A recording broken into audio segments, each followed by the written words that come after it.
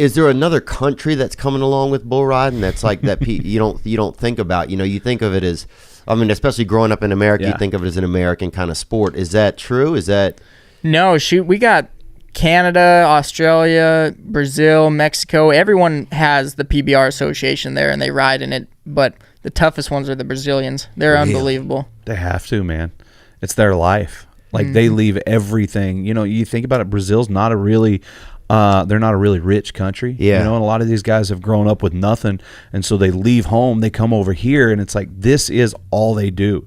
So you'll see a bunch of Brazilians living in the same little circle. They get up, they work out, they practice, they eat together, they do everything together. They don't have all the distractions of the rest of the world that like just seeing our families and everything that we do normally. Oh yeah, they don't have it. So they're laser focused. They're so good, man. There's a special value in having that struggle and having that extra chip that you can't imitate it. Like even as I find as I get a little more comfortable, like started making some money this past year, it's hard to go back to it's hard to get that same mentality of when you have nothing. Yeah. When everything is on the line, when you have to stay, like it's like a chip inside of yourself that you can't, I mean, it's hard to replicate it. Yeah. You know? I think it's that way with anything though. Like once you see a certain level, like even day to day, like if I have a really good Monday, I don't want Tuesday to suck, because then I feel like the week's wasted. So it's like you got to maintain this level. That's why they always say like, people that are superstars are usually the loneliest people because they've pushed themselves to this level and it's so hard to come back down. You know what I mean? Yeah. And so I see that with these guys, like they're constantly pushing themselves. And if they buck off one bull, it like ruins their week. Damn. And they got to forget about it and turn around because they got to do it again tomorrow. If you have a shitty ride in the first ride, right? So Friday you don't have a good ride. Do they call it a ride? What do they call it? Yep, ride. You have a tough ride at the first go. Do you have a chance in that Saturday to make it back up and to get into Sunday? Yep. So this event's a little different from normal. They take the top 25 into the day 2. So if you're outside of the top 25 and you buck off, your weekend's done. Whereas I'm second right now, and I'm almost guaranteed to ride tomorrow. But on a regular weekend, you're guaranteed 2. So if you suck Friday, you better forget that shit and just push it aside because you got another one Saturday and you got to make the most of it.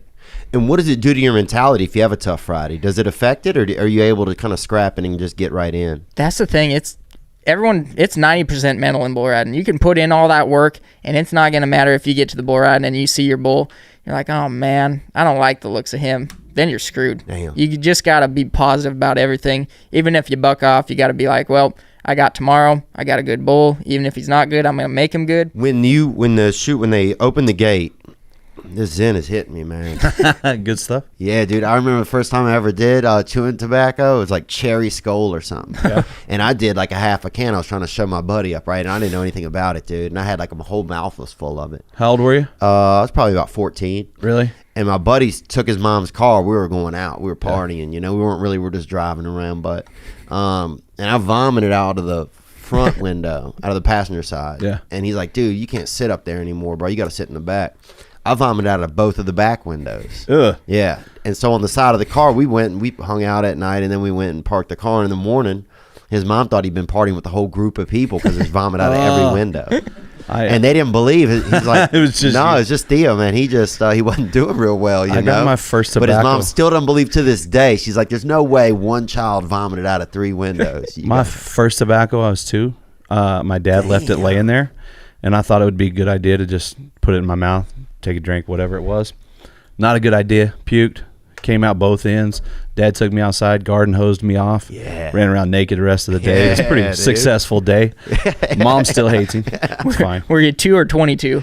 Yeah, let's be honest. Anyways, did it in college, young, bro. It was in college. Thanks for watching that video right there. That was a beautiful little segment, I think.